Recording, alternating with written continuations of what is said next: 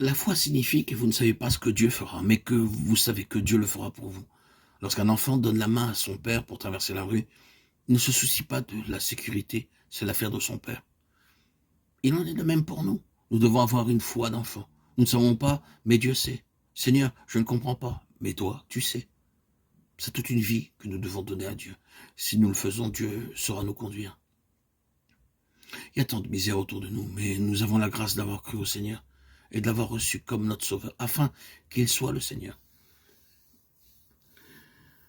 Taylor, ce grand homme de Dieu, disait, si Christ n'est pas le Seigneur de tout, il n'est pas le Seigneur du tout. Quand le Seigneur est tout pour nous, il peut faire une grande œuvre. Nous devons tous traverser des épreuves, mais nous devons les traverser avec la vie de Dieu.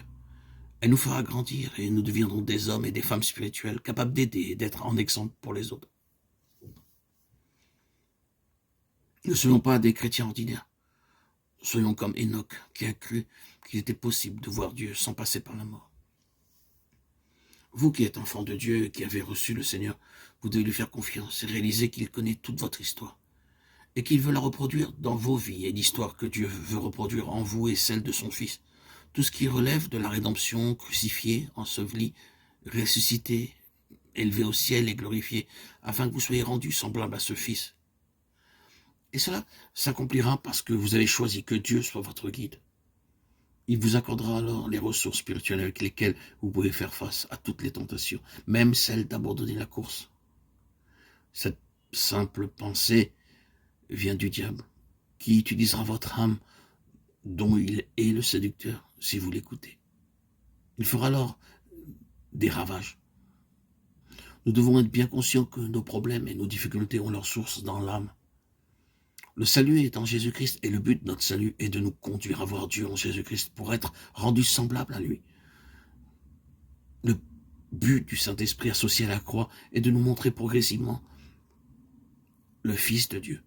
Mais je dois vouloir de tout mon cœur vivre pour Dieu. Le premier des sacrifices est l'Holocauste, qui représente le plein don. Dans ce sacrifice, tout était brûlé sur l'autel. Les sacrificateurs n'avaient aucune part. Ainsi, toute notre vie doit être pour Dieu, une véritable offrande.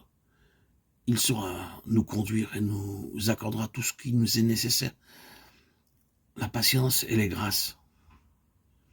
Regardons donc à lui et ne perdons pas courage. Portons toujours nos yeux vers lui. C'est notre espérance. Le seul remède, c'est la vie du Seigneur. Dieu a tout préparé pour vous. Ne soyez pas de ceux qui veulent fabriquer leur vie à leur manière. Dis plutôt, Seigneur, c'est ton plan que je veux. Dans cette attitude, il vous conduira, car il a tout pensé, tout prévu pour vous.